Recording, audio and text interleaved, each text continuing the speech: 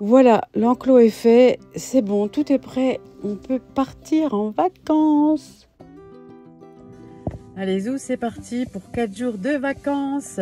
J'ai cru qu'on partirait jamais.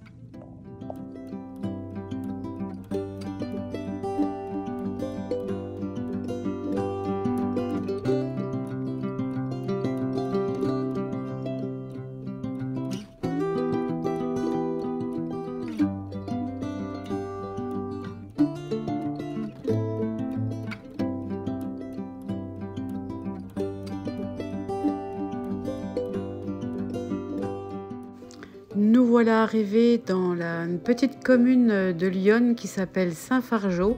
C'est trop mignon. Les colombages me font vraiment penser à ceux qu'on rencontre en Alsace. Si nous sommes arrivés jusqu'à là, c'était pour une bonne raison. Nous voulions absolument visiter le château de Guédelon. C'est un chantier de construction de château fort tel qu'il aurait pu exister au premier tiers du XIIIe siècle.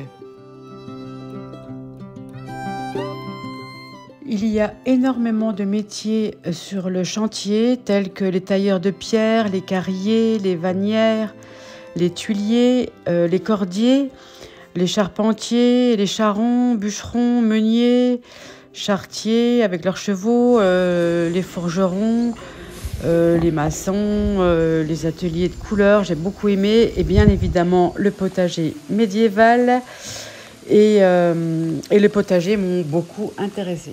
Découvert qu'au Moyen-Âge, ce qu'on appelle aujourd'hui les plans de campagne ou les associations de culture ou même le compagnonnage s'appelait les complans. En fait, ce sont plusieurs plantes semées dans le même espace. Comme par exemple un arbre fruitier comme le pommier était associé à l'houblon ou la vigne, une plante grimpante, et à leurs pieds il y avait des légumes-feuilles comme la roche, les blettes, les courges ou le panais et les carottes en légumes racines. Ces cultures associées l'étaient dans un espace bien précis pour gagner de la place et tirer parti des pouvoirs des plantes. Ils ont mis de la mauve, de la roche, de la roquette cultivée. C'est toutes des plantes pérennes en fait, ou médicinales. Calebasse. Ah, j'adore leur structure en bois là. Oh là là, comme j'aimerais mettre ça dans mon mandala. On est loin du hamburger frites. Hein. J'adore la structure, vraiment. Ah, il faut que je fasse ça au potager, c'est pas possible, ça me plaît trop. Ça me plaît trop.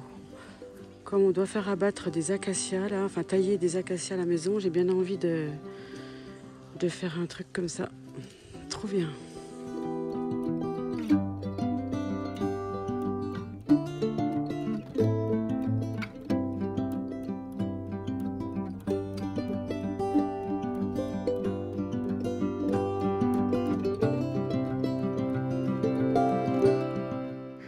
Tous les couloirs, les entrées sont hyper étroites et j'ai appris que c'était pour ne pas pouvoir dégainer l'épée en cas d'attaque.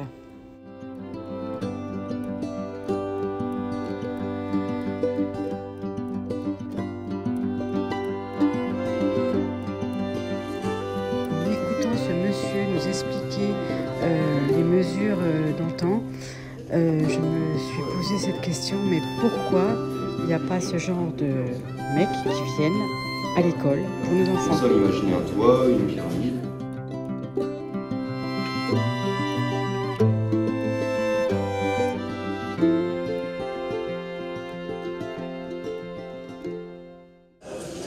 Jolie déco, hein, c'est mieux que chez le roi Merlin.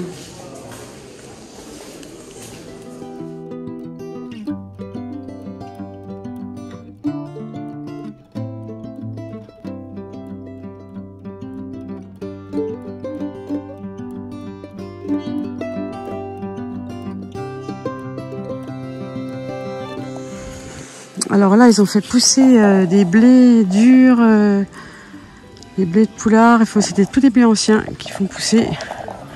Ils les ont plantés sûrement à la main. C'est génial, trop bien.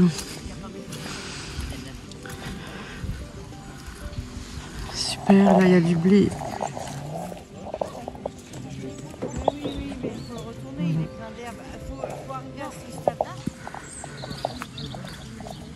Et le château derrière, tout autour du château, il y a des arbres fruitiers. Quand ils seront adultes, ça va faire vraiment une belle canopée d'ombre. Et ça fera joli quoi, avec les fruits et tout, le château. Oh là là, trop beau, j'adore. C'est chouette ce genre de toit. Quel boulot.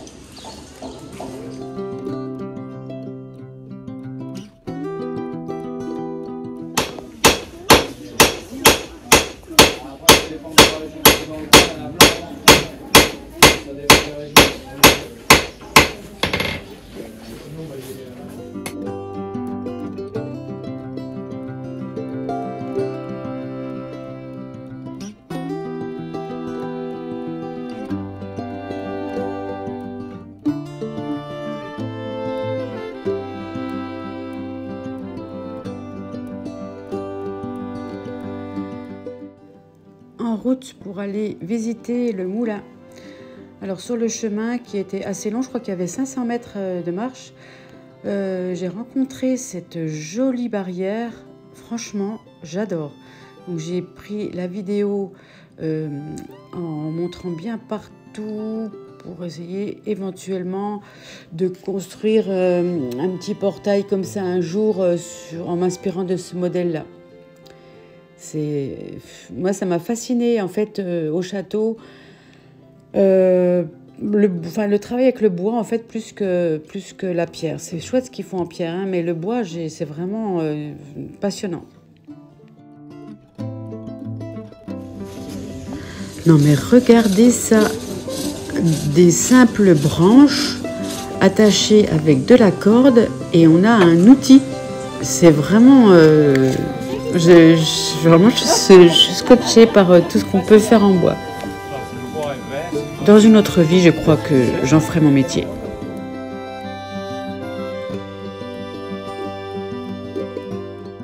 Nous sommes restés assez longtemps au moulin, mais il ne pouvait pas en être autrement avec mon cher et tendre paysan boulanger à mes côtés.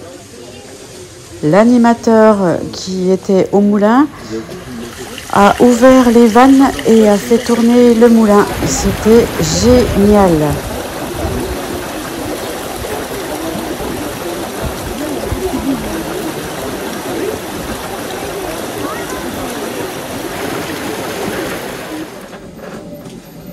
Et voilà la fabrication de la farine. Ce de bois qu'on voit frotter contre la pierre était accroché à l'auget. La partie en haut en bois où sont les grains de blé. Et avec les vibrations, ça faisait descendre tout doucement le blé dans le trou.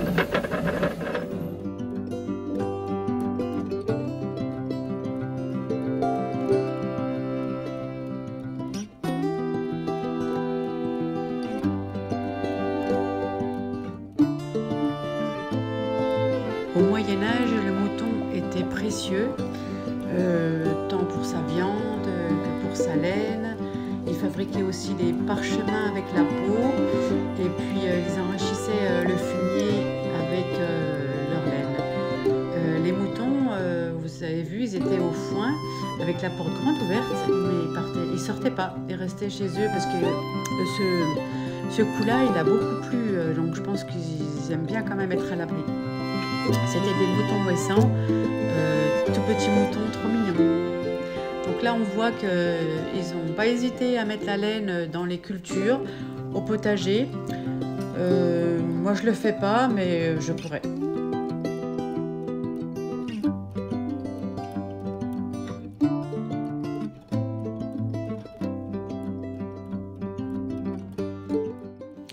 Vous remarquerez les plants de courge qui poussent le long de la clôture.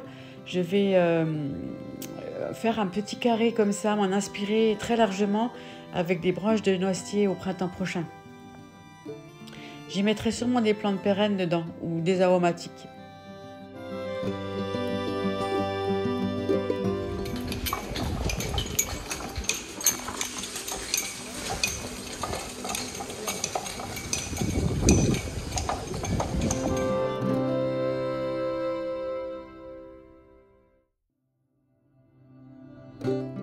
Nous avons terminé cette visite avec l'atelier teinture. Nous avons rencontré une dame qui était vraiment passionnée. Moi, j'ai été vraiment surprise de toutes les couleurs qu'on peut sortir de la nature avec des cailloux, des plantes. C'est vraiment chouette. C'était un endroit chaleureux. J'ai vraiment beaucoup aimé. Je conseille à tout le monde cette visite de Châteaufort, ce chantier à Guédelon en Franche-Comté.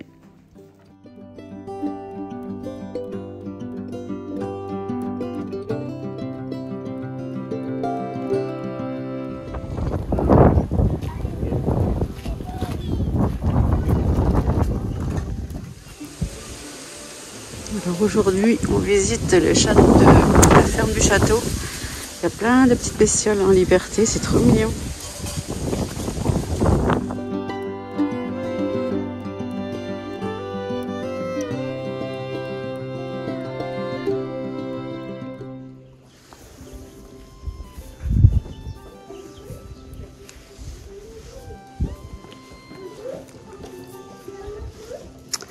Le rêve d'avoir mes poules dans ma bergerie.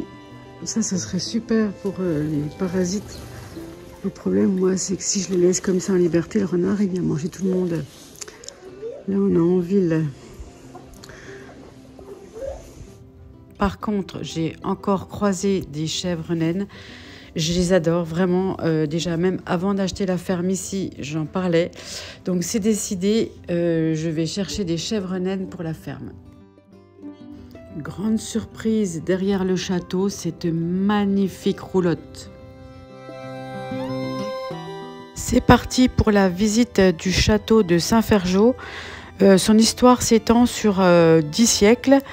Nous avons visité ses appartements, sa chapelle, son grenier avec tous les jouets. Sa salle de garde était magnifique et ses impressionnantes charpentes. Nous avons terminé cette visite avec le parc à l'anglaise qui s'étend quand même sur 120 hectares. Nous avons vu des locomotives. Je crois que le propriétaire du château, c'est un gros passionné malade. C'est vraiment waouh, tout ce qu'il a emmagasiné là-dedans. C'est magnifique. Vraiment, nous avons passé un super moment. Donc, je ne peux que vous conseiller d'aller le visiter. On a très envie d'y retourner en période estivale parce qu'en plus, il y a des spectacles équestres là-bas qui ont l'air superbes.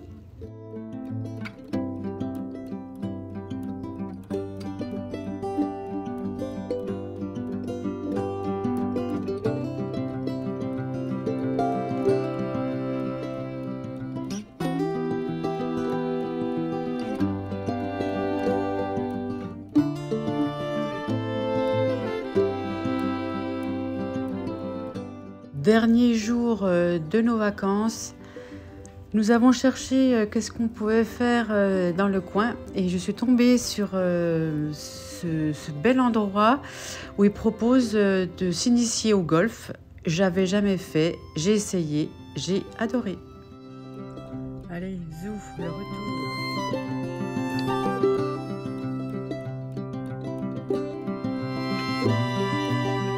Bonjour à tous, ça y est, je viens d'arriver. Je vais faire mon petit tour à la ferme, voir si tout va bien. Ça fait tout bizarre d'être rentré.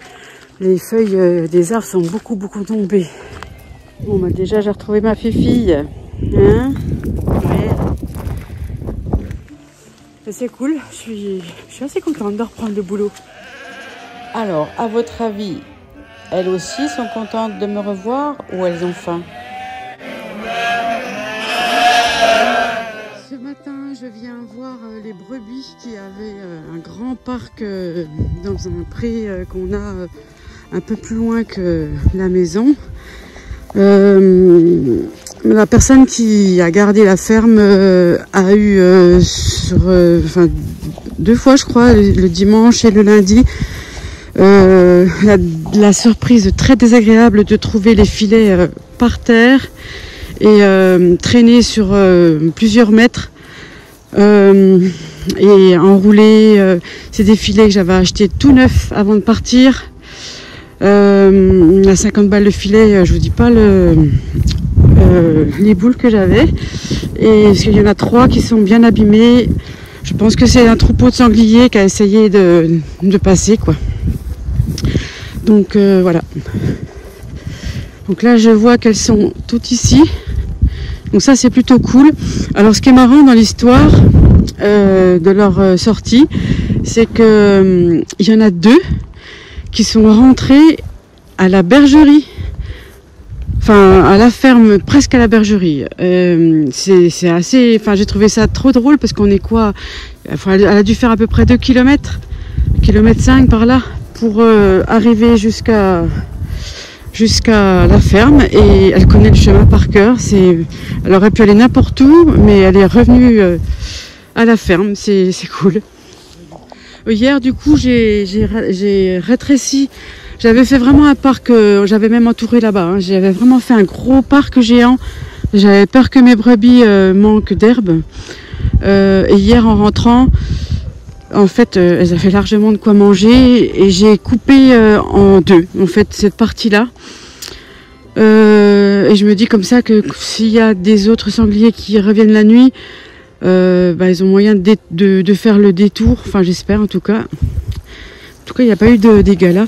Et l'électricité passe beaucoup plus fort en fait dans les fils quand il y en a moins, quoi. Ça, c'est assez logique. Mais voilà, il faut que je vive cette expérience tous les ans. De toute façon, c'est comme ça. Dès que la chasse est ouverte, j'ai des dégâts dans mes filets. Voilà, à 50 € le filet, franchement, j'ai les boules, hein. Bon, en tout cas, elles vont bien. Elles n'aiment pas la pluie. Est-ce qu'il y a du sel? Normalement, on en a mis. Il faut que je vérifie dans le pré s'il y a du sel.